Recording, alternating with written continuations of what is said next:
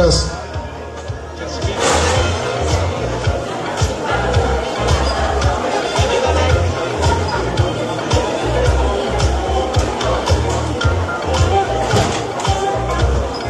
Good evening, everyone. It's off. It's off. There we go. Good evening, everyone. Thank you for joining us tonight at the Boys and Girls Club. Thank you for joining us for the Worcester Community Labor Coalition's Candidate Forum at Large, Mayoral Candidates Forum. My name is Fred Taylor, and I want to thank you all for taking the time to join us. You could have been anywhere today, but you're here with us, and we really greatly appreciate it. Voting is very important. It's very important. These folks are vying to be our lawmakers, is going to make some important decisions that's going to affect the citizens of the city of Worcester. So I want to thank you for taking the time and paying close attention to the answers and the opening and closing statements. At this time, I'd like to give you a bio of our moderator tonight. Her name is Miss Celia Johnson Blue. Celia is the president and CEO and visionary founding member of Maydeé. In 2015, Celia collaborated with 12 women of color across Massachusetts to lead the development of public launch of the Massachusetts Women of Color Coalition. In her current role as president and CEO, she is leading the organization to realize its vision and mission, overseeing day-to-day operations while strongly advocating for the voices of women of color to be heard, to address the inequities that are present in every aspect of our lives. In her prior role, Celia Johnson Blue was interim director of the Rhode Island Department of Human Services, a cabinet-level position reporting to Governor McKee. Interim Director Blue oversaw approximately 1,000 employees in multiple divisions with a budget of approximately $900 million. Providing benefits and services to approximately 300,000 Rhode Island residents. She oversaw many partnerships and collaborated with many federal and state stakeholders, including legislature and community organizations. Prior to being appointed as interim director, Blue served as former chief of staff and deputy director of Department of Human Services for 4 years. Celia also served as Chief of Staff for Rhode Island Department of Transportation, overseeing human resources personnel, the Office of Director, Public Relations, Communications, Marketing, Government, Legislative, and Community Affairs, Information Technology, Policy, and Civil Rights. She was a former register and CEO of the Motor Vehicle, bachelor's degree and science degree from Worcester State, a master's degree in business administration from Anna Maria College, and is currently a PhD student enrolled in doctorate leadership degree program at the University of Vermont. She has received awards for her leadership and commitment to diversity, equity, and inclusion, and was named the Power 50 Class of 2021 by the Worcester Business Journal. Blue serves on the board of several civic community organizations in central Massachusetts as well as eastern Massachusetts. That is a long resume. So please give a round of applause for our moderator tonight, Ms. Celia Johnson Blue.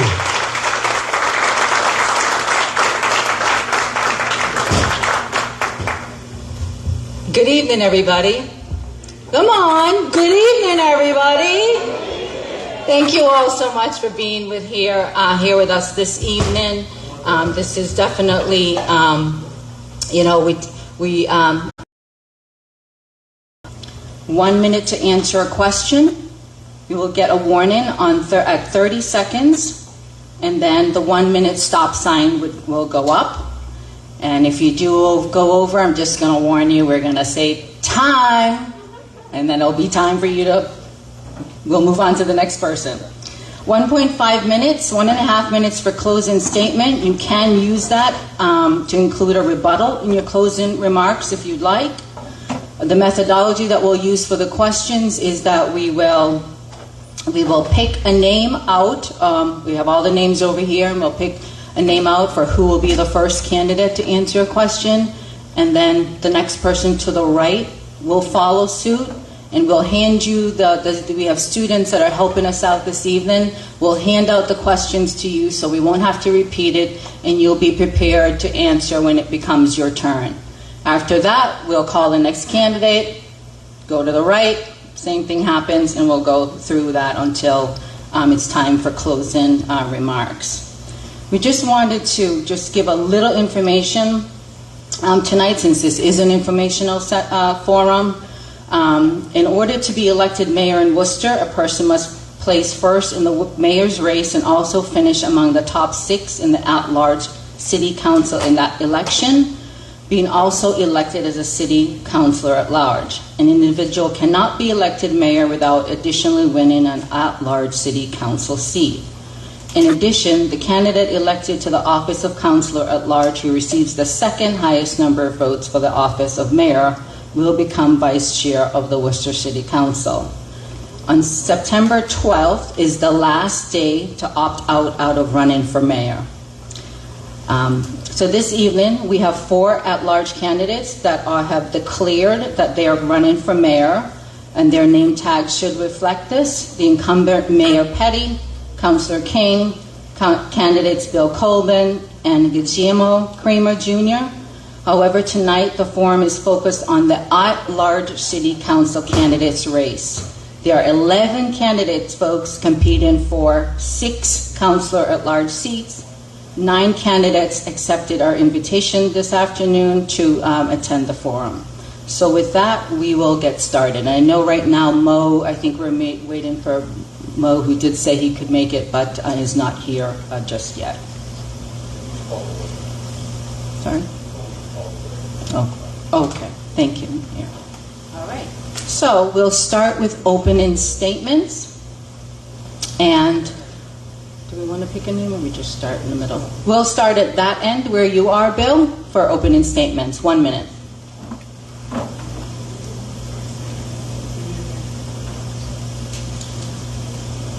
Is this okay? Good evening. Good evening, everybody. I want to thank the Labor Coalition for putting this well-organized candidates forum together. The last 2 that I've attended were unbelievable, and I just attended as a regular citizen. I'm here today to announce to you that I'm a candidate for City Council at large. That's the first vote. Second vote, if you so choose, based on my entertaining abilities. What was that? 30 seconds. Okay, I'd appreciate your vote and your consideration for City Council at large and for Mayor. Thank you.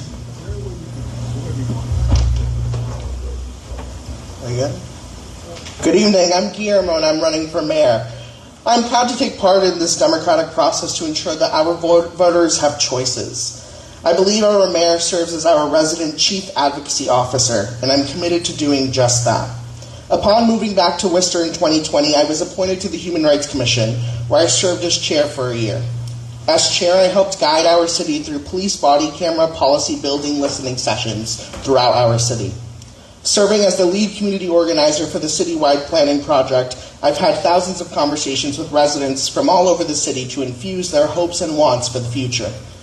Even now, I am an outspoken, proud gay man who will stand up to the bishop when he continues to belittle and badger the LGBTQ community.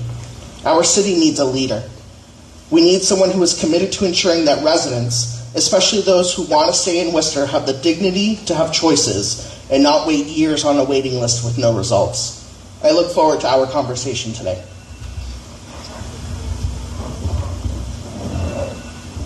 Good evening. My name is Johanna Hampton-Dance. I'm a longtime resident of Worcester of over 40 years. I went to Columbus Park Elementary School, Sullivan Middle School, South High, and Worcester Vogue, which is currently Worcester Tech. Despite the hardships in my life, I do not have a college degree, but that's just life, and I'm a normal person. Despite all of that, I managed to become a small business owner and a homeowner here in our city. What I bring to the table is lived experiences and real and rational ideas. and I'd like to bring that to the council. I'm a mother to a young man who has a chronic illness. I'm a community activist and have received several awards for my boots on the ground efforts, achieving the Newton Universal Legendary Award and as well as the Team of the Year Award from Summit Jam Classic in 2022 for my social justice work within the community. I'm running for City Council at large to fill a missing piece of a puzzle. There is a need for new innovative ideas, and I feel I can bring that to the table and continue to move our city forward while keeping our residents here. Thank you.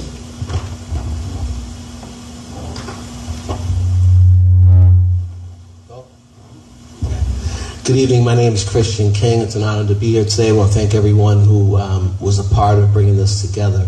City Council at large, and it's very much an honor to be in the running to be the next mayor of Worcester. What I'll say very quickly is that there have been a lot of good things happen in the city, but there are additional measures. The Worcester Renaissance has failed to lift all of us up. We have to be more intentional. We can't no longer continue to say as leadership and in the mayor's office that we have to wait for the state. Our renters can't wait. Our unsheltered can't wait. Our essential workers can't wait. Our children and our families cannot wait. My intentionality will show you that we're going to get more affordable housing. We'll do feasibility studies, not just a portion of inclusionary zoning. We'll make sure that we're looking out and expanding on social workers in our Health and Human Services Department to work with the unsheltered, to make sure that there's resources available. It'd be an honor to have your vote in November.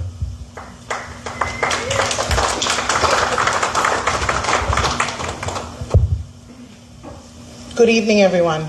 My name is Maydeé Morales, and I want to thank everyone who put this together today.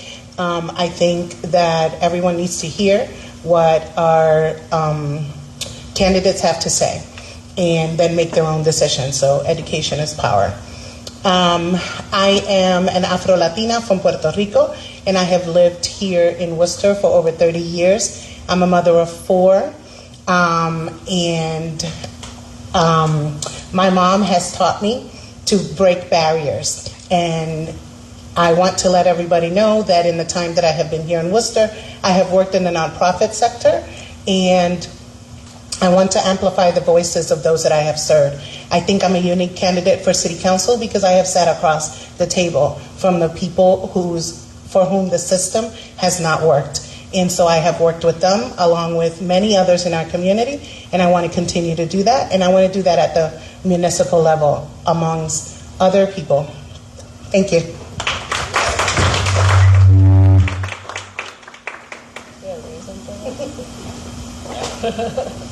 Well, that got everyone's attention, huh?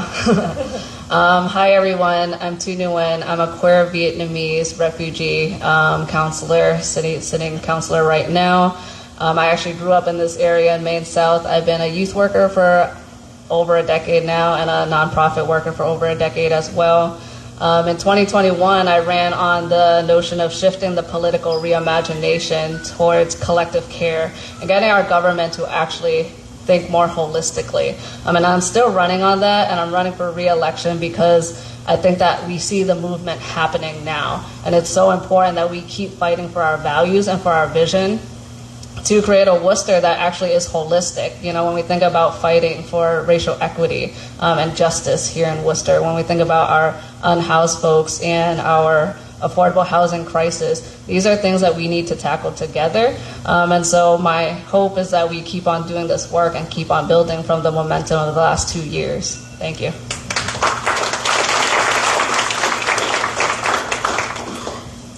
Good evening, everyone. My name is Domenica Perrone, and I'm a candidate for Worcester City Council at large.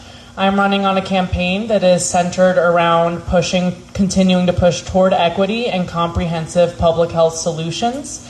I am an Ecuadorian immigrant, and I was raised by my single mother in northern New Jersey with my 2 older sisters and my grandmother in a multi-generational household. And so that is the lens that I move through this world with.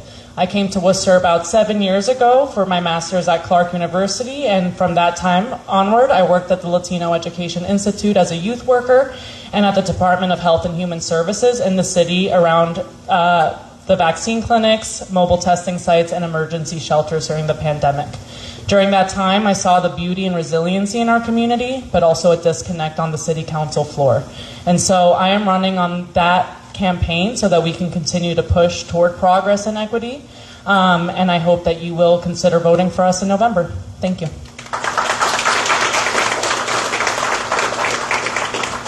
Good evening, everyone. My name is Joe Petty, and I'm running for mayor and for city council. I just want to thank all the organizers of the Labor Coalition who put this together. And people know me pretty much, and I just want to say I love this city. I've worked hard as your mayor to take the time to meet with all people and to understand the issues that are important to you and to move the city forward to become a really safe city for all and a welcoming city for all. From our most vulnerable people, the people in our neighborhoods, the people who run our businesses, I've worked to bring people together in the most positive light, the most positive way to be consensus builder, to address the issues that are important to you. And we're going to be discussing some of those issues here tonight, but I'm proud to be a mayor. I'm going to ask for your vote come November 7th, and for both mayor and for city council. Thank you.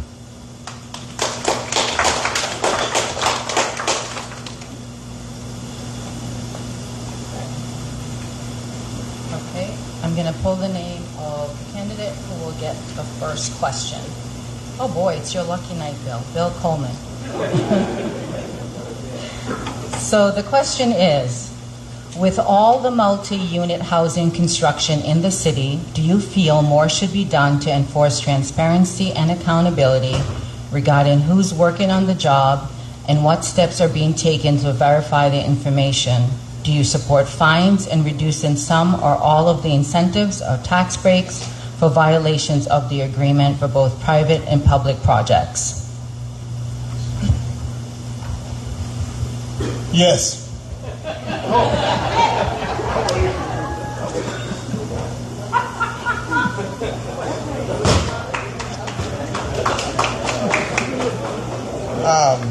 Awesome. Thanks, Bill, for the prep time. I appreciate that. So, I think a lot of us here are going to echo yes, and I really hope that that's the case, but this is what we need to talk about. I'm here 2 years later, and it's unfortunate that we're having this conversation again. And we're not, and it just shows that we're still not acting on what we hope to do as a city. We need to ensure that this isn't a problem anymore. I think that that's the thing that we need to stop doing is asking these questions every 2 years, but rather talking about the solutions that we've created over the last 2 years.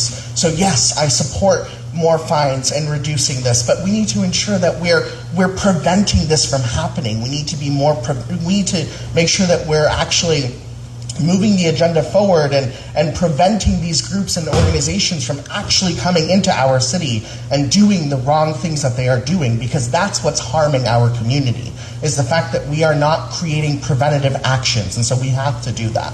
So in short, yes. Time. Just to kind of echo what Guillermo and Bill have stated, the answer is yes. I do believe that developers coming into our city need to be held accountable. Contractors also need to be held accountable for the work that they're doing.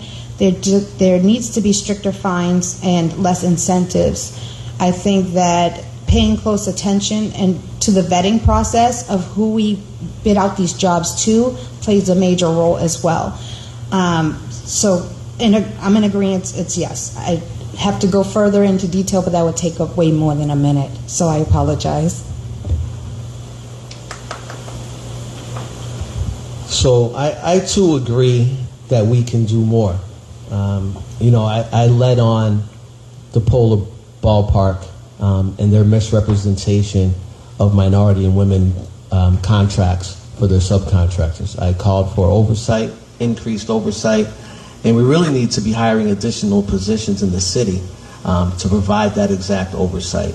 In terms of the clawback, we are in a unique position here in Worcester where folks have been coming and coming and coming for development.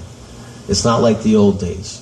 I think we can certainly have some incentives and tax breaks, but we can also hold people accountable by addressing and readdressing their TIFs and finding them without slowing down development. Don't listen to the folks who will, do the fear mongering. We can do it just like we can do it with inclusionary zoning without slowing down development.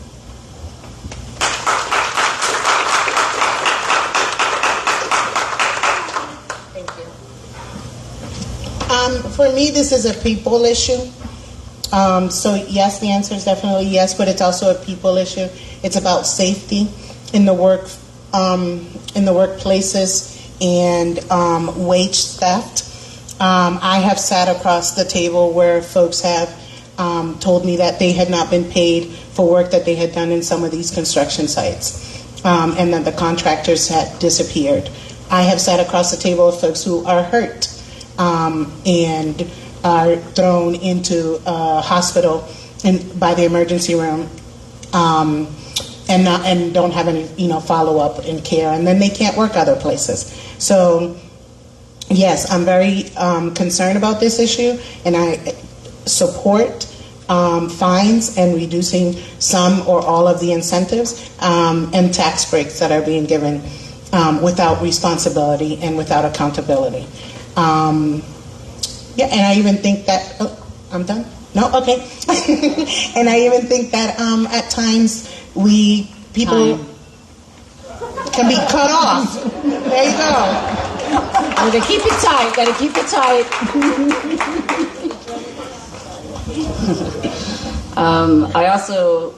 I'm a yes on this as well, but I think one of the things I will add along with a lot of the other folks that says is that I think as city councilors and people who are elected officials, we shouldn't be scared to write meaningful, impactful, and strong policies.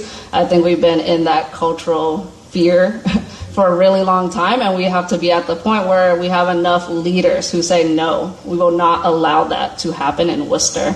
And definitely agree with Councilor King of creating this infrastructure, right? Because we have a strong policy, but we don't have implementers. We need to actually support with funding to get compliance officers and people who will do the back work and not just have it be written, right? Because I think policy is important, but also having implementation is also important.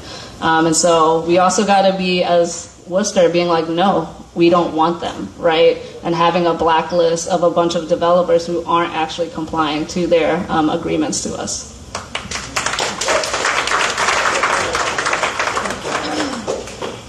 I am also a yes on this question.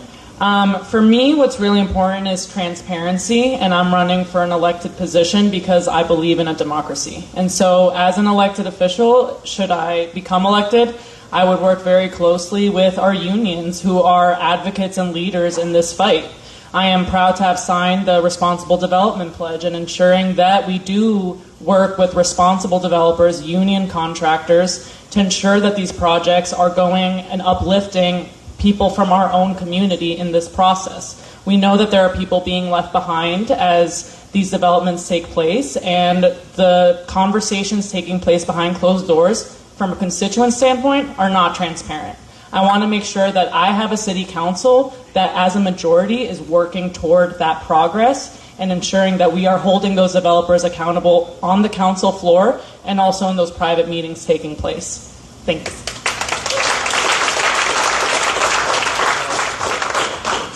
The answer to that question for me is definitely yes. We have one of the strongest TIF policies, I think, in New England, and one of the wage theft policies that I put forward and put these together. And I think I do agree with the Labor Coalition when you want to combine these and make it a stronger policy, and also to put penalties in place where people are not meeting the terms that they have agreed to.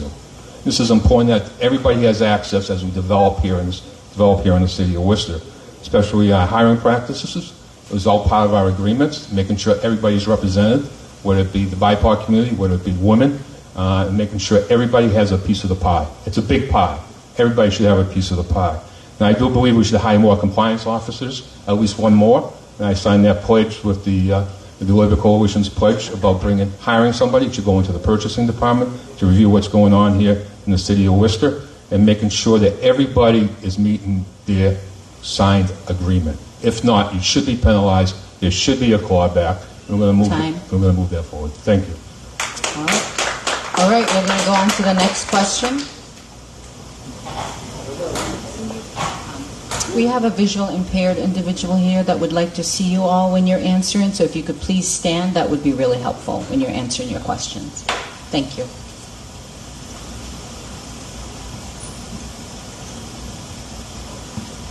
Maydeé Morales is the next candidate to answer the second question first. If elected, what steps would you take to support the maintenance of owner-occupied multifamily units so that residents have a safe place to live?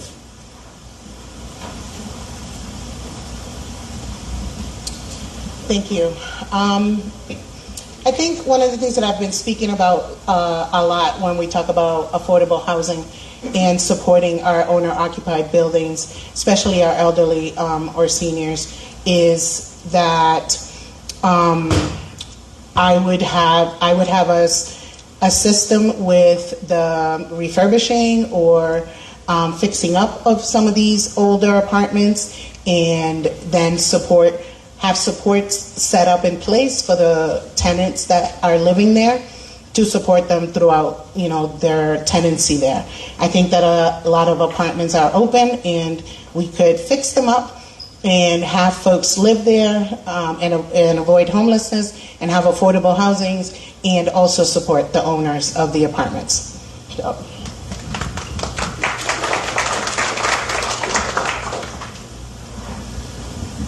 So I think right now a lot of people are struggling. I know my parents who owned a 3-decker struggled to keep their 3-decker during COVID, right? And so I think when we think about this trickle effect of our economy and the poverty that's happening and just the workforce and all that, we have to be more compassionate. And I think as a government, what we need to actually do is fund these things, right? If we want to resolve mold issues, if we want to resolve roofing issues, we actually have to do the funding and support that kind of stuff. It's really hard at this time when we're asking people who own a 3-decker, and if they don't have the funding and they're a mom and pop landlord, to actually pull that out. And so if we care about safety for our folks, then we actually need to invest in that as a government.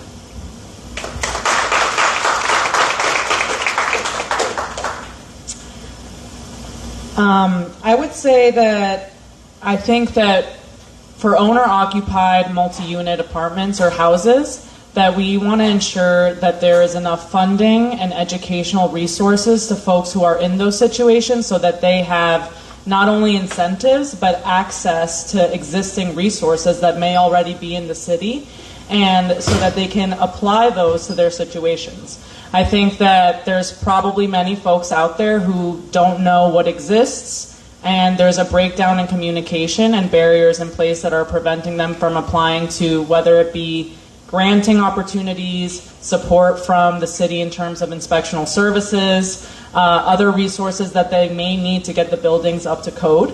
And so I think from the city perspective, we should, one, increase resources, decrease the barriers that are preventing folks from accessing those, and work with community partners who are trusted messengers and can help engage community members who are having those experiences.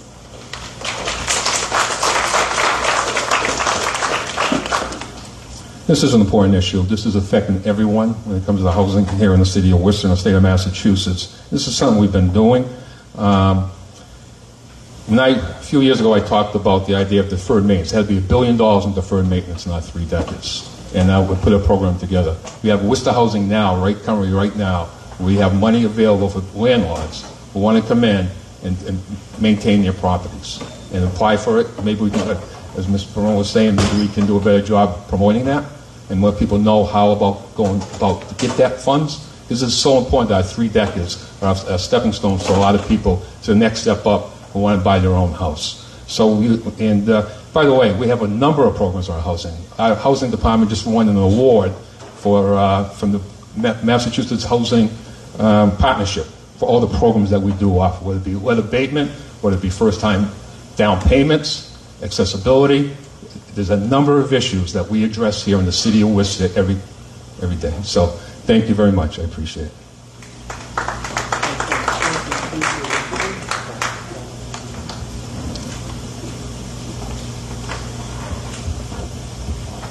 The city of Worcester we got $150 million in ARPA funds.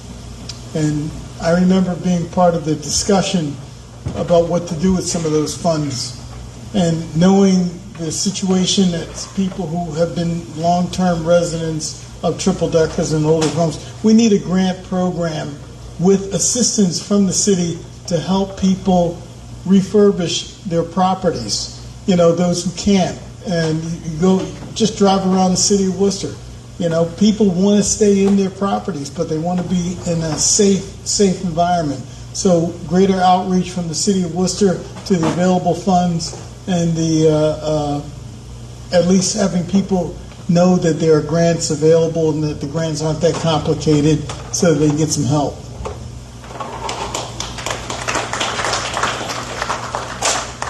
So I think owner-occupied buildings in Worcester are truly gems for our city. I think one of the things that they do great is they cut back on slumlords. Ultimately, what we're doing is we are building a pathway to wealth for those that live here in the city of Worcester, and that's something to cherish and to make sure that we are elevating at a maximum. I will go further to say we have to make sure that we have to build these resources and make sure that they're available to all in multiple languages. When you're talking about a city with a rich culture like the city of Worcester, we have to ensure that residents of all different walks of life have the ability to take on these opportunities. Domenica pointed out the education resources, and I really do agree with that. And we need to beef up our granting system for this. And so we have to make sure that folks know that this is out there.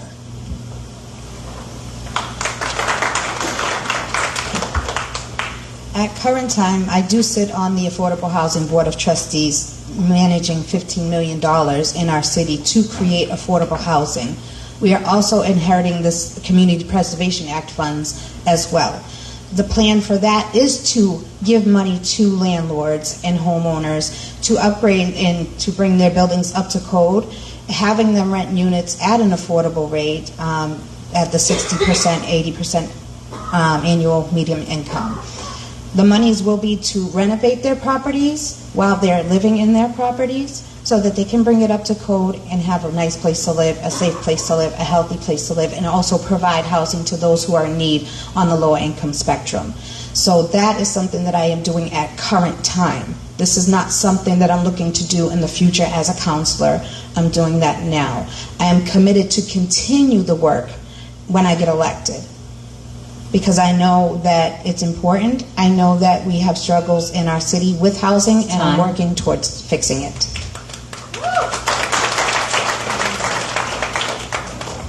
As a social worker, we know that housing stability is a top priority. It lifts people up, allows them to access services and resources, and allows them to navigate life. And I bring that up in this context. When you talk about owner-occupied housing, you're also talking about the renters that live there. I'm a candidate that every single year I vote when we raise taxes that we're not raising it more on the residential side rather than the commercial side. Every single year, that's an important point for me. Now, this question is, what would you do if elected? When I'm elected mayor of the city of Worcester, I will push that 100% of the increased value is abated for a set number of years. Why? Because once that valuation goes up, your taxes go up. And the person who lives with the person in the owner-occupied housing, your rent will go up. And right now, affordability is the number one issue in the city.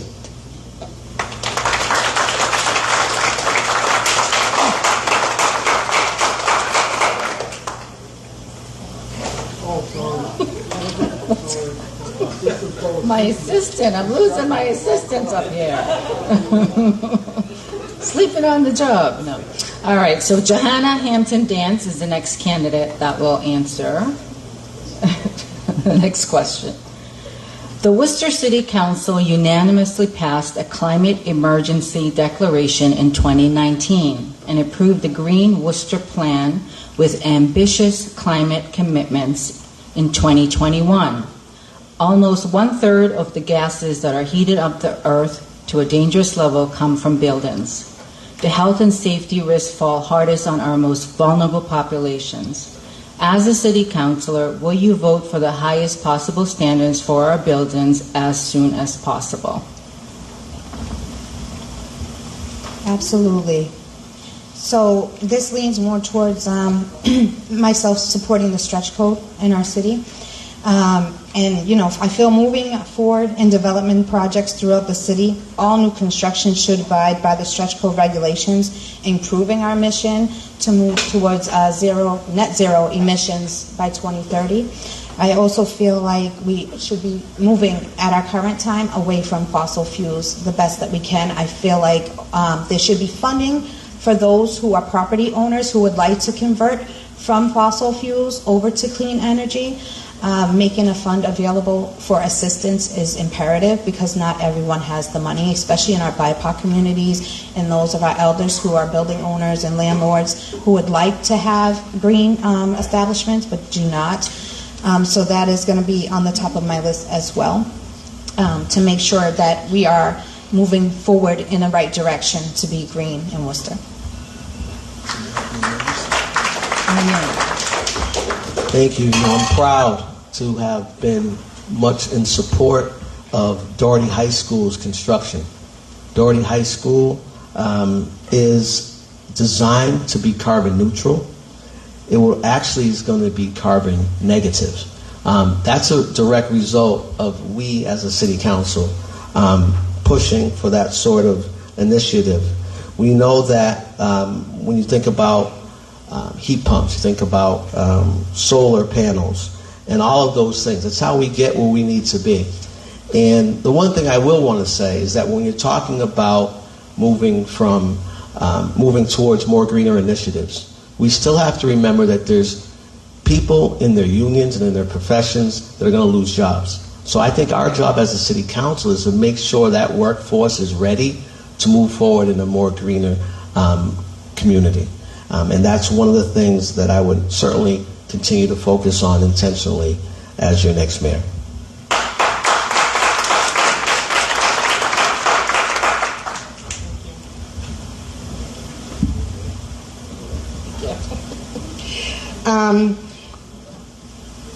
Yes, I would most definitely support having our building having the highest possible standards when we're doing new constructions here in the city.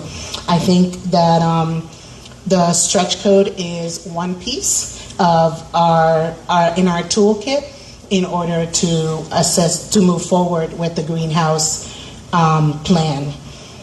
I have read, right, because this is one of those things, I don't know everything. So I had to educate myself about this.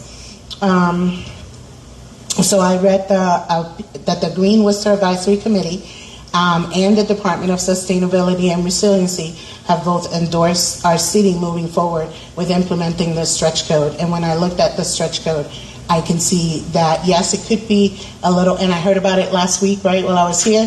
I can see that it could be a little bit more costly for builders, but I think in the end, it's beneficial to all of us and everybody's lives here in the community.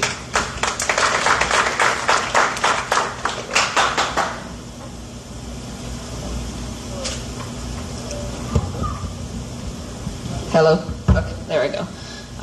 Thank you for this question, and I would also like to admit that I'm not the most environmental, conscious, knowing counselor, but I do care about the environment, and I think one of the things when I think about a Green Worcester plan and things that get approved by the city council is that the accountability needs to be there, right? We could vote on so many things, pass so many things, unless we're accountable to it, it kind of becomes a symbolic thing. I remember one of the first city council meeting I was at after my inauguration was about no longer having gas stations constructed in Worcester.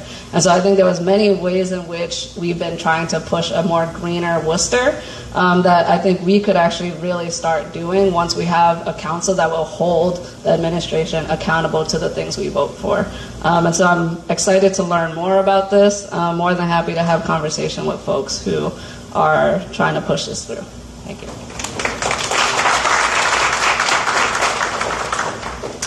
For me, this question relates back again to something I'm very passionate about, which is health equity and public health. Environmental justice is something that we know affects immigrant communities, communities of color, our unhoused population, and specific areas in our city disproportionately. That shows up in asthma rates for our young people, that shows up in heat islands, that shows up in food insecurity. And so I absolutely support a more aggressive progress from our city council on the stretch code. Worcester has done a lot of great things. We have had the stretch code for many years and have opted into that. We have our Green Worcester plan with very clear benchmarks, and I would support opting into the specialized stretch code, which would ensure that new development would continue to work toward a net zero green efficiency. Thanks.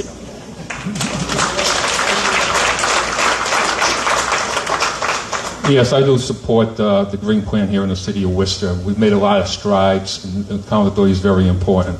You look at this going forward, is that the stretch code we passed just recently, and see how that works out, make sure we can eliminate fossil fuels. Specialized stretch code, I'm not so sure of yet. I think more study has to be done on that. They're saying that the cost to residents, because electricity is so high right now, that residents will end up paying more. And I'm not sure National Grid is set up. I was talking to a energy renewal person who specializes in wind. I'm saying, well, how do you get all this stuff into the person's house? And he was saying, well, we're years away. In a sense, National Grid's not ready for this. And also, the other aspect of this is you take the solar, you need battery power, you store it in batteries. How do you get the batteries, and how do you get it to the person's home? How do you get to the city of Worcester, especially if the wind is at Cape Cod? How do you bring that all into the city? This is complicated. We're going to push this forward. We have a plan. It's going to be accountable to the residents of the city of Worcester. Thank you.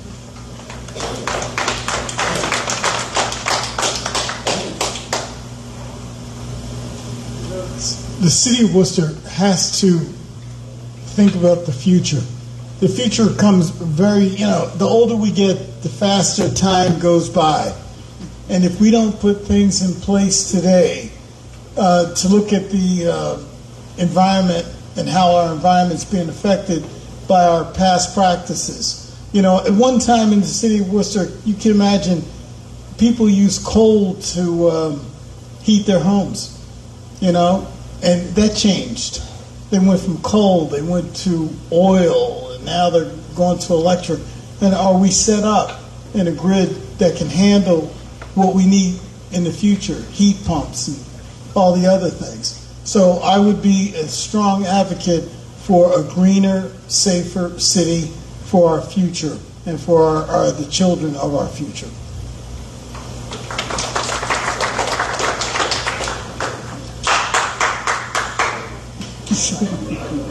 So, one of the things that I always think about when I think of what it means to be greener is I think about my future. I'm 28, and I've yet to really build my family, and I'm excited to do that here in Worcester. But I think what's needed is we need to ensure that we are reminding folks that green doesn't always mean expensive. We need to make sure that we're actually creating a proper education plan, a multilingual approach to ensure that folks are educating themselves that green doesn't always equal expensive. So yes, I believe that even if we do this, developers will still continue to come. And I think, it was mentioned earlier by Councilor King, we are in a really good moment right now in our city where these developers will come. And so we need to ensure that we are ahead of the curve and really pushing this stuff forward immediately.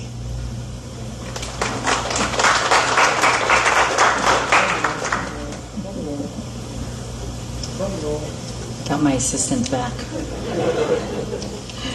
The next counselor is Thu Nguyen. Close. Okay.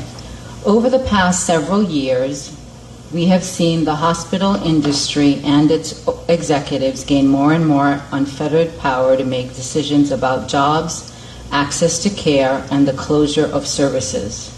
Will you advocate for changes to the laws and regulations so that hospitals are accountable to the communities who rely on them for care and employment? And what do you see as your role as an elected official to assure access to much needed local health services and hold our healthcare institutions accountable for good jobs with good working conditions?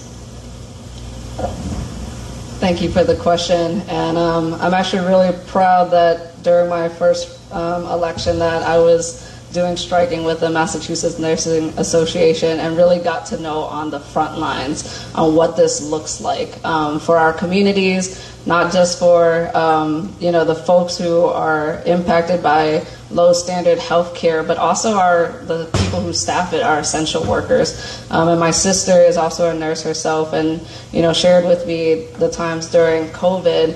And I think it is so important that we stand alongside our essential workers and the folks who need it.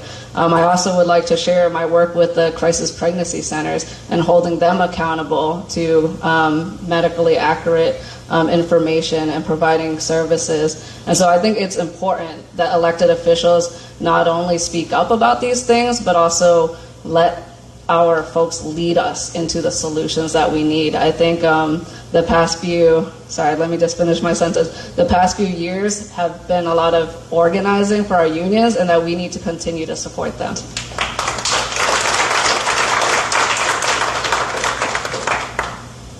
So my mother has worked in a hospital and in the healthcare field as a staff worker my entire life. And during the pandemic, that literally almost cost her life.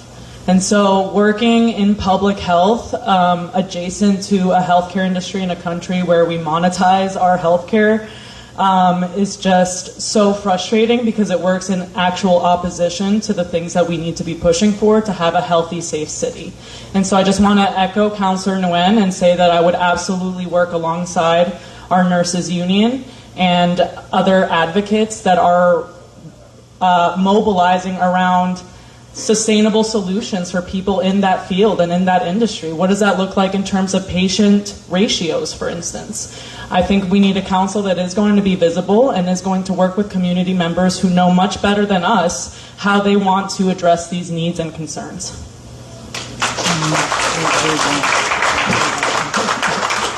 I do support this measure, and I was proud to stand with the nurses at St. Vincent's during the strike and walk that picket line.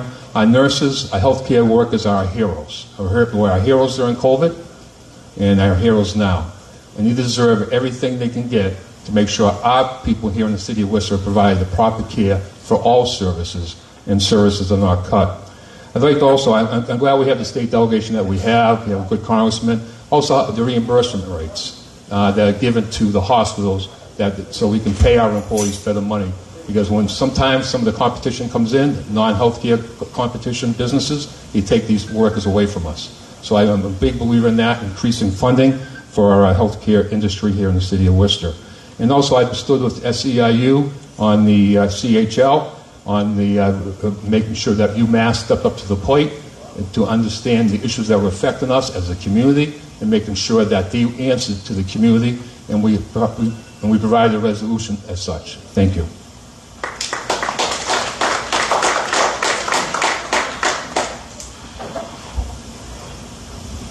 I was a part of the community meetings when they were building St. Vincent's Hospital. And I remember this is before they were building the St. Vincent's Hospital that we have today. There was a big argument about the size of the emergency room, and it was denied. St. Vincent's back then wanted to build a bigger emergency room to handle what was projected in the future as to the needs of a community. And they were talking about all kinds of things that could happen. Sadly, it never happened. And you get to see, how St. Vincent's had to play catch up, with different companies coming in. I would firmly support and use the bully pulpit as an elected official to strongly advocate for fair health services, that really reflect the needs of an ever-growing and more diverse community. Doesn't sound like much, but believe me, in the long run, it means a lot.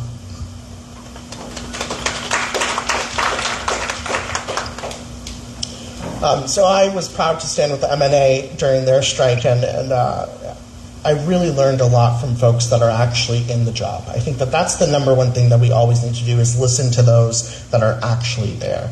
Worcester is a health care center in the region. That's just a fact. Corporations need to fear advocacy from elected officials here. I believe that the mayor's position requires you to be the chief advocacy officer. That's something I've said before, and I'm going to continue saying it. As the mayor, we need to ensure that we are making these individuals fear actually working here, because our nurses, our healthcare workers, if they're experiencing something, we will listen and we will act on their behalf. We need to ensure that these small resources that are like Edward Kennedy Center or Worcester AIDS, Planned Parenthood, that are providing some of these much needed resources to some of our low-income residents here in Worcester also get elevated and the resources that they need here in the city.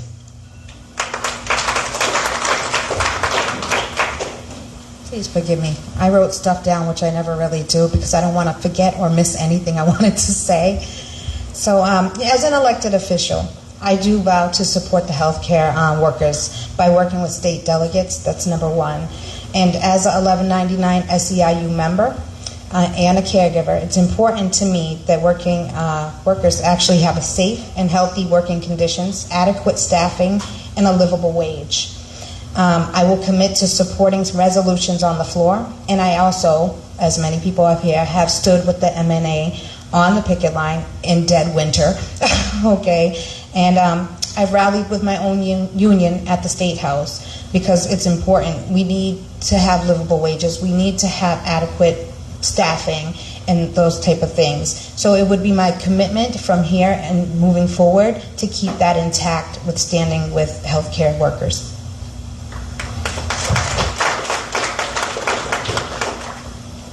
I just want to begin by saying I'm a card-carrying member of SEIU Local 509. I'm an elected union official, regional vice president of a union that represents social workers and health and human service workers. These issues are important when you talk about care of family, care of people. I'll pledge to continue to stand with groups like MNA. I fought against the closing of Plumley Village Health Center. I fought against the closing of Burncoat Family Services when our teens and adolescents are stacked up in hospital waiting rooms. The reduction of psych beds by UMass, we see now they're reducing maternity beds. I think our role as elected officials is to identify the stakeholders and use our bully pulpit to influence and pressure these hospital individuals. Thank you.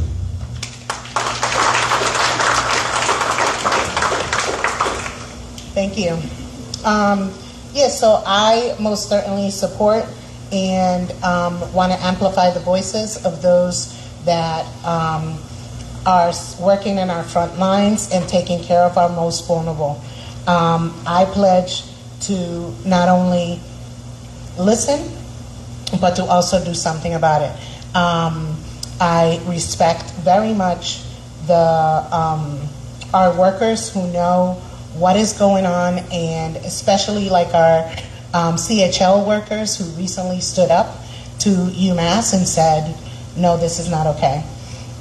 You're not treating us properly and you're not treating our patients properly. And so, and I also think that another important issue that we've had in our community recently was family health and the crisis that stood there.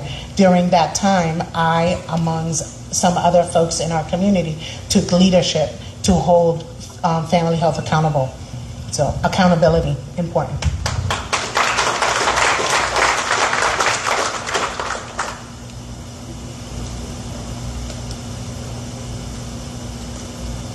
Guillermo Creamer, you're up next. Many community development organizations work in communities of color, but the top leadership positions often do not reflect the communities they serve. Given that funds from local, state, and federal budgets supports community development projects, as an elected official, what will you do to recruit and retain people of color in the full array of positions to help build a robust pipeline of BIPOC professionals to represent the communities they serve? So I've always been a believer that a reflective pool is what's best for our country, for our local officials, and there's no different. It's true with those that are working in the community as well. We need to ensure that we are committed to reflecting our pipeline to look like what our residents look like. We need to make sure that we're committed to BIPOC communities, and we can't just do lip service about it. We can't just say we're going to do it. We actually need to act on it. We need to ensure that we're coming up with these criteria ahead of time so developers know coming in that these are the minimums that we are going to expect from them.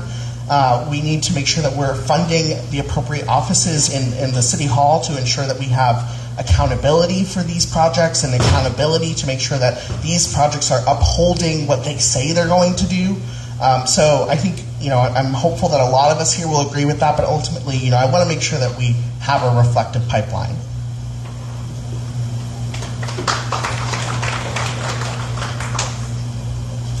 I can't lie, I wasn't prepared for this question. So when it comes to community development organizations and the work and the communities of color that they do, to improve on the services that they provide, to improve on the leadership in those organizations, I think that marketing needs to be done in the BIPOC communities within our city to let people know that those positions are available so that they can fill them with people who look like me. And people who look like me should never be afraid to step up and put in an application and go for the job interview, because you never know. I think more funding needs to be available as well for other organizations that are just coming about for people of color in our city. And the city should take recognition of that and create a dialogue between the city and the organizations to find better ways to promote them throughout the city.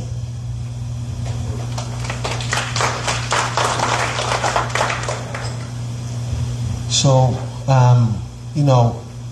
one of the things that I'm very proud of is I brought together a group of clinicians here in the city of Worcester. That's a Clinicians of Color Working Group. We attach ourselves to the Mayor's Mental Health Task Force. I think that's a way of beginning to bring people together to really fill these positions. When you're talking about community development organizations that don't reflect the community, we also got to start with who's on those boards. Who's on the boards of those agencies? We have to figure that out. And also, one of the things that I would commit to here regarding recruiting and retaining people of color, given the fact that local, state, and federal funding is involved, I would certainly reach out to the city solicitor and see to what degree can we hold these folks accountable. This is our money. This is tax dollars. And we need to do a better job of making sure that local jobs and jobs that represent the communities that are being served are most impactful.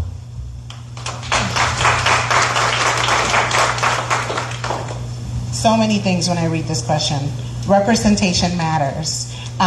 We need to not only bring in BIPOC folks to these positions, but we also need to support them. Some of the stuff that I'm doing right now, I'm part of the senior management team at the agency where I work. They say that they are for diversity, equity, and inclusion, and so I hold them accountable for that. And so I say, when they want a speaker, then I say, who's the BIPOC person that you've looked for that? Why are all the names that you're presenting here only white names, white people names, right? I'm working with our HR department so that they put out all of our job descriptions and all of our postings out in the community to BIPOC-led organizations. So if you want them here and you want them working here and you truly do support BIPOC folks working with us, then you have to let them know that you're looking for jobs and that you're going to support them. And I'm going to mentor people, right? I'm not just going to throw people out there and leave them out. Trying not to be rude. I'm trying not to be rude. So when you see the sign, please wrap it up. Thank you. 20 seconds earlier, and you wouldn't have taken my word mentoring. As someone who actually fits this, and being a non-binary queer person in nonprofit or in community development is super not fun. And I think it's getting better, but I think it takes representation and intentional mentorship to actually do that. Without that, you just have a bunch of young folks or people who are trying to make it and navigate into the workforce, and they don't want to assimilate the same ways, right? They're not trying to walk into a capitalistic world and like a white supremacist culture. They actually want to do work for their community. So how do we actually mentor passion and actually build that out is the question. And as a youth worker, I think we have to start young for people to feel like they belong. Because as soon as they enter a workforce where they don't feel comfortable, they're out. Right? And then they want to support their community, but they can't deal with all the red tape and all that. We need to actually build a structure and a system that is actually welcoming and loving of people who actually want to do the work.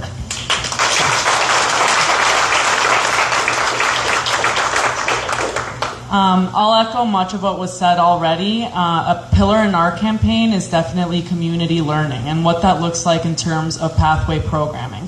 As someone who currently works at a higher ed institution in Worcester that literally has a program called Community Development and Planning, we need to do better.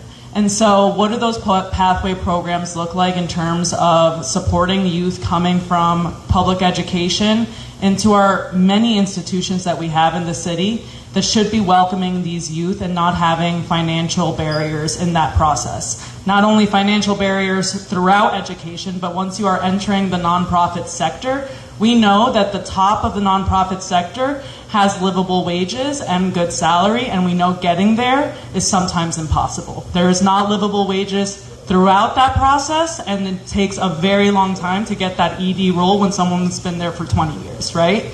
And there's a lot of value and wisdom in the work that's being done throughout our nonprofits and community development, but we need to keep pushing.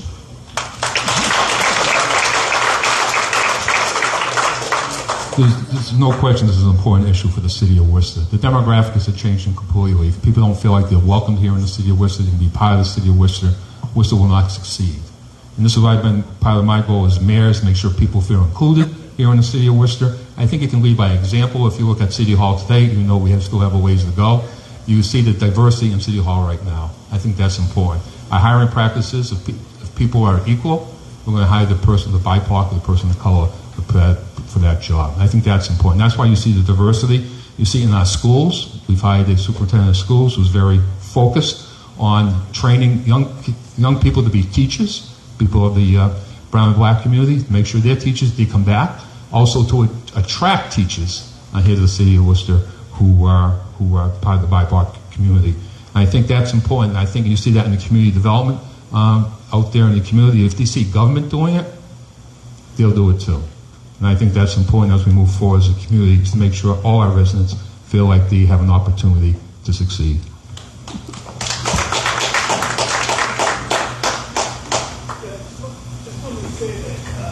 When I started this political journey back in 1976 in the city of Worcester, it wasn't my first run for office, that was in 79.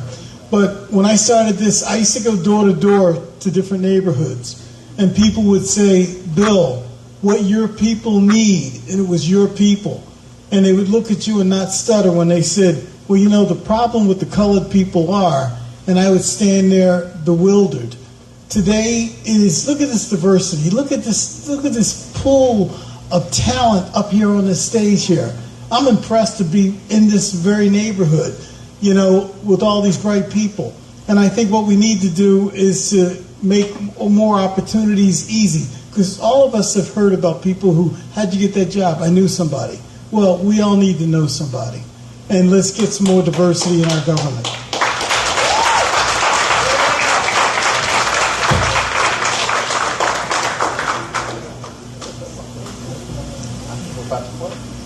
Okay.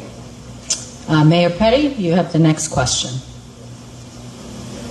Massachusetts passed a law mandating medical leave for private employers.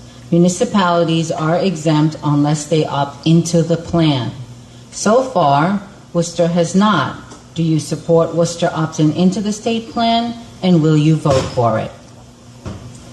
Thank you. Yeah, this is something that came before the Worcester City Council, and I know it's in committee to bring forward some more information, something that I said that night I do support. To be attractive as like a company would, the city needs to attract people. In order to attract people, you need good benefits. So I'm looking forward to this, to come out of the committee, for the city manager to come out with his plan, and also to be similar to what we already passed for private employers. because this is one of the discussions when people came in front of the council who were saying how they couldn't take care of their families, or they might have a child and they can't take time off because city government doesn't have a great benefit plan to take care of their children, that child who's just born. So this is important to me personally, so I'd like to push this forward, depending on what the manager brings forward, and implement this. Thank you.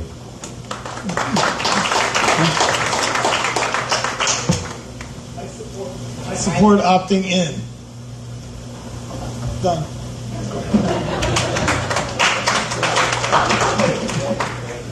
Bill gives me no prep time. It's great. We absolutely do need to opt into this. I think my hope is that by the time I am elected, this will actually be adopted. I think that that's one thing that I hope for, and if it's not, it'll be definitely one of the first things that we do. Families are what make us so special, and no one's family looks the same. And so we need to ensure that those that are working in our government and at City Hall and working for the city know that we are just as committed to them as they are committed to us. And so, ensuring that we provide family medical leave. I think of my own journey. I have a younger sister who is suffering through some medical issues, and if I could, I would be taking FMLA. And that's not something that I think everyone has an opportunity for. But if we have that option, we need to make sure that we're providing that.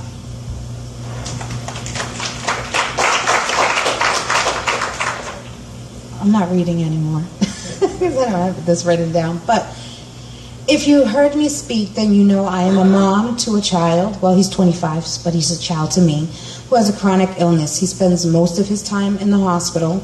It was very, very hard for me over the last 25 years to maintain constant work because he would get sick. Mom has to be there. I haven't reached the mark for FMLA yet. So when I did have a job and I did reach that mark, it was very, very important that I had FMLA because it meant job security for me, and it meant that I could be there for my son. So my bills could still get paid and I could still be mom. So yes, I would opt into this without, hands down, no questions asked. I think it should already be happening in the next day or two. Let's not wait.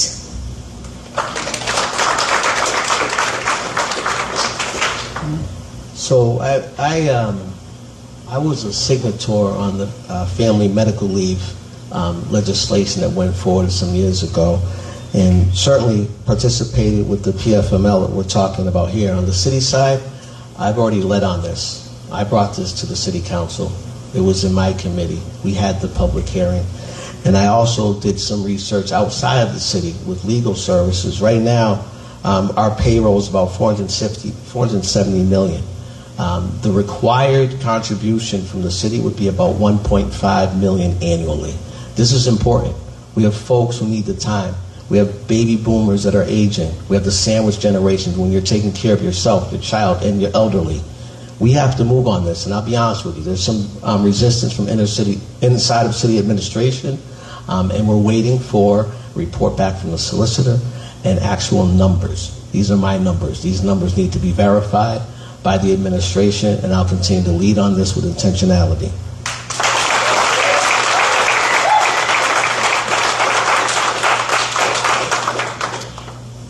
I will say that I definitely believe that we should opt in. The city should opt in on this, right? And some of the reasons are we all lead very stressful lives, right? There's a lot of food insecurity. There's a lot of stresses that we all live under. Our jobs, illnesses, our environment is not healthy for us. And so we need to give that time and that chance for families to be able to be together and to heal. The best thing that I've heard in the last couple of months is a coworker who recently came back after her maternity leave, and she's still working part-time, and she says, I felt so good that I had the time to be with my baby, and now I can be back to work and not have to worry about them.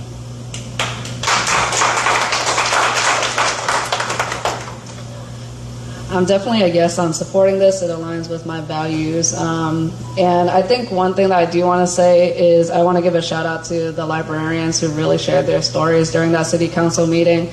It made me feel embarrassed to be sitting on city council, to be like, wow, y'all really don't have time to like even manage your sickness. That's a very embarrassing thing for me as someone who cares about collective care, and being like, wow. One thing that Maydeé shared with one of our young folks in our forums was that many of us are one paycheck away from homelessness, myself included, because I'm a renter. And so, I want us to really sit with that as leaders, to really think about how can we really manage a city if we're really treating our employees like that, making sure that we actually take care of them so that they have job security and housing security. It's so important, and yet we need to remember that a lot of our employees are one paycheck away from homelessness.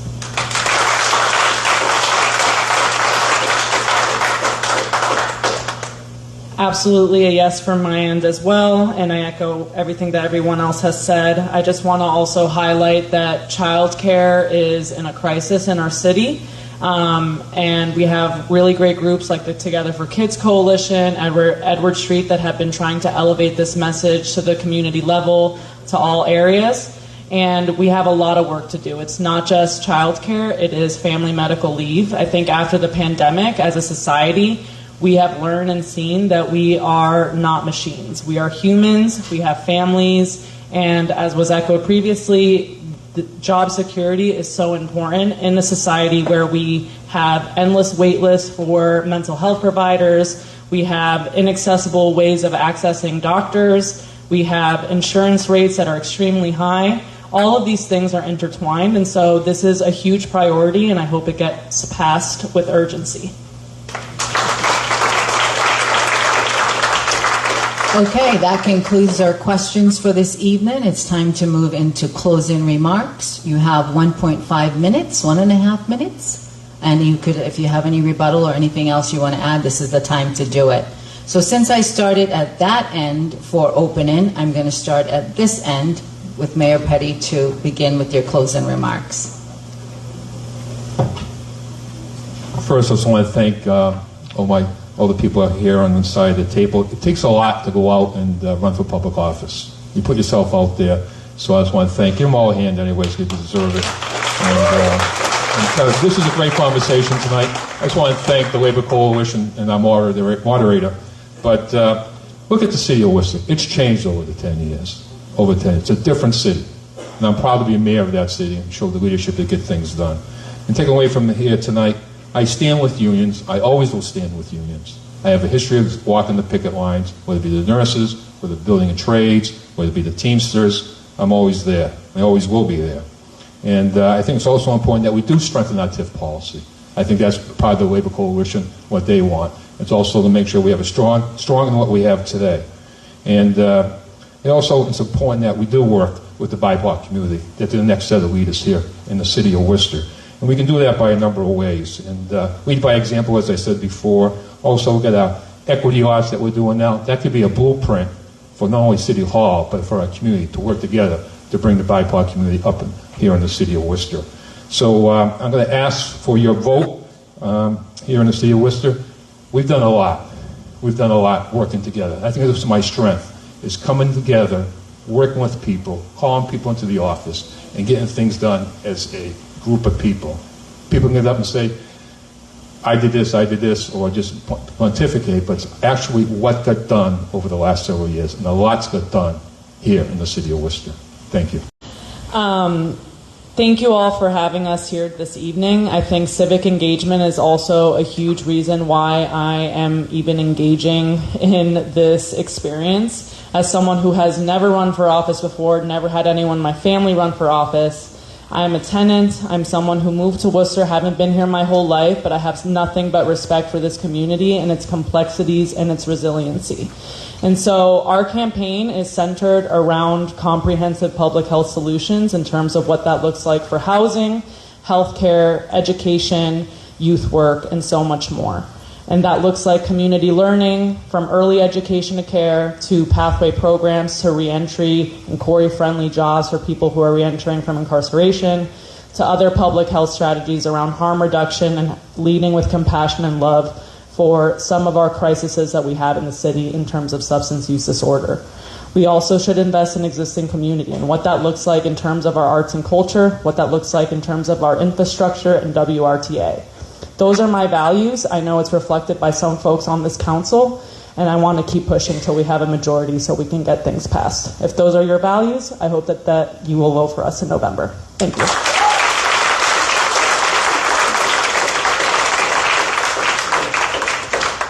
I want to thank the Worcester Community Labor Coalition for organizing this. As a community organizer who's been on the ground for the last decade, I know I look young, but I'm pretty old.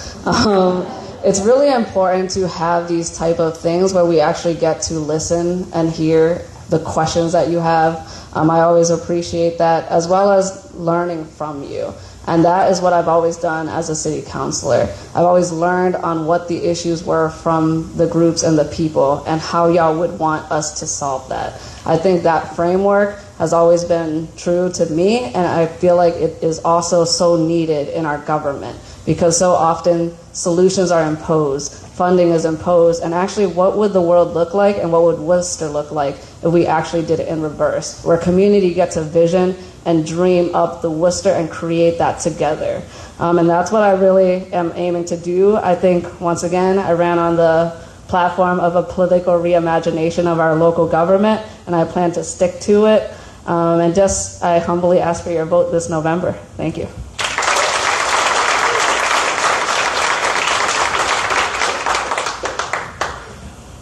So I've worked in our city, serving our community for over 30 years now.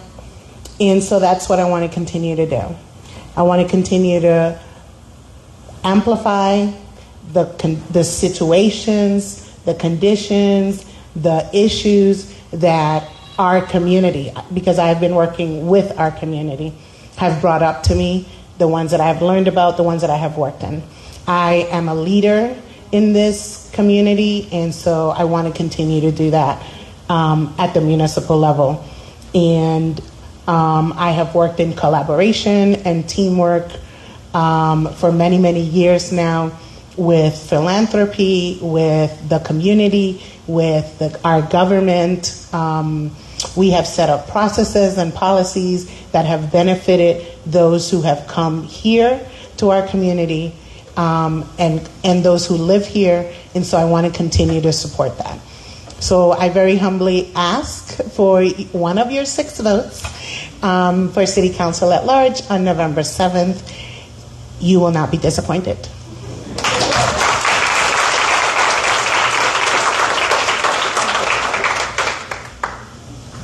I'm running for mayor so that we can build a new Worcester together, a Worcester that's safe, affordable, and sustainable.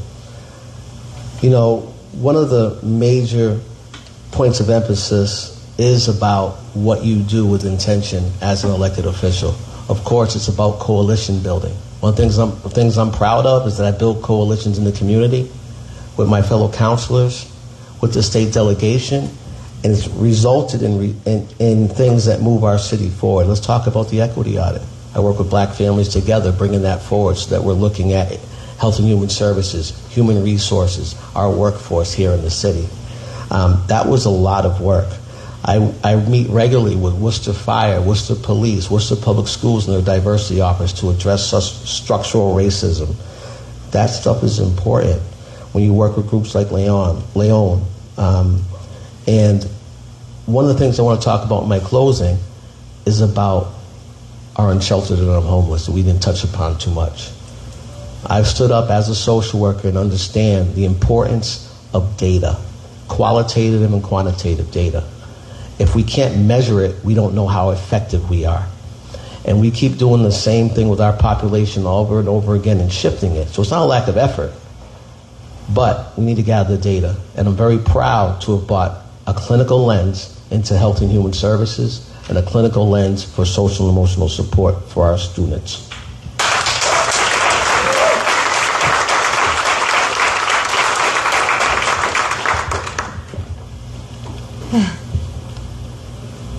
Everyone up here is very articulate. Their words are precise and clear and concise. I, on the other hand, not so refined. But my words are not what it's about. My action is what it's about. How I will sit in a chamber and vote in favor of the people, in favor of the majority of voices spoken to me on a daily basis on things such as inclusionary zoning. When so many people spoke for 2 hours and still gotta know. Can't have that happen anymore. When you show up, we should show up. And that's what it's about for me, showing up. Making sure that the boots stay on the ground. Never to climb that ladder too high that you forget where you came from and you can't see anymore where you should be. That is why I'm running. I'm bringing the real to it all because we are all real people. I don't live in a castle. I'm accessible. You can call me. I'm on all kind of social media. I'm willing to talk to anybody about anything, even the ones that are mean to me. So with that being said, I humbly ask for your vote on November 7th because I want to represent real. Thank you.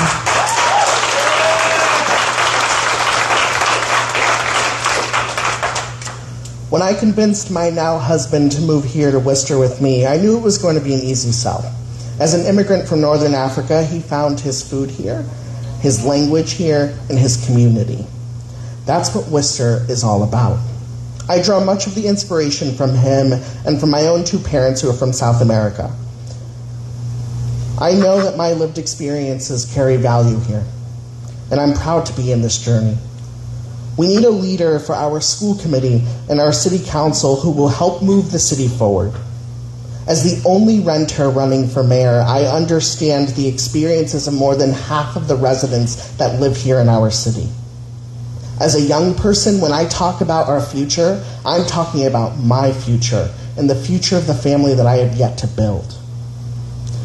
The time has come to embrace choice, progress, and a promise for a brighter future here in Worcester, especially for the residents who are yearning to be listened to by their elected officials. Democracy requires choices, and that's why on November 7th, I ask you for 2 votes. 1 for the core values of my campaign for community equity and opportunity, and the second one to codify new leadership. Thank you for being engaged, for being here. Make sure you talk to your neighbors, and on November 7th, vote.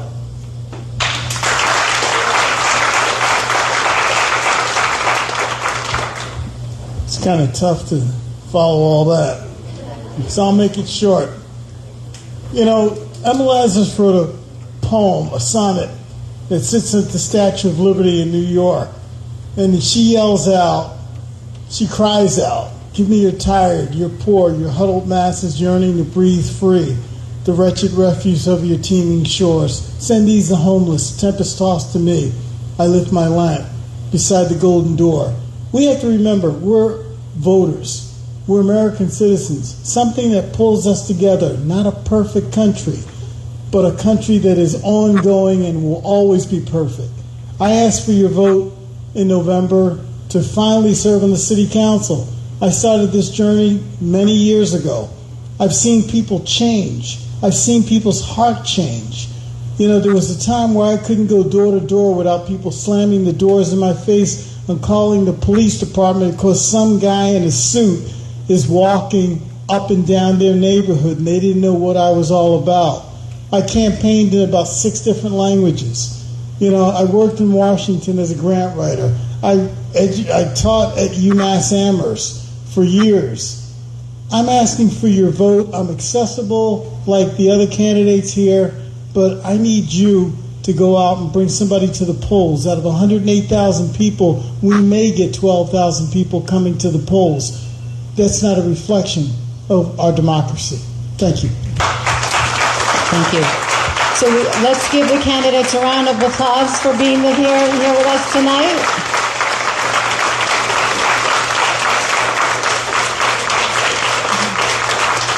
The Worcester Community Labor Coalition is made up of 16 organizations in this community. Worcester Roots, Independent Socialists, Worcester Black Clergy Alliance, NAACP Worcester, Massachusetts Nurses Association, Showing Up for Social Justice Worcester, Mass Teachers Association, IBEW Local Union 96, Worcester Common Ground, Worcester Interfaith, Massachusetts Women of Color Coalition, Carpenters Worcester Local 336, Local 509, SEIU, Neighbor to Neighbor, Training Resources of America, Inc., Renewable Energy Worcester. Those are your coalition members that has put this on for you this evening. I want to thank Liz Hamilton, who is the Executive Director of the Boys and Girls Club, for hosting this event for us tonight, and our students who helped us out, Samaya and Kevin and Paul, who helped us with chairs,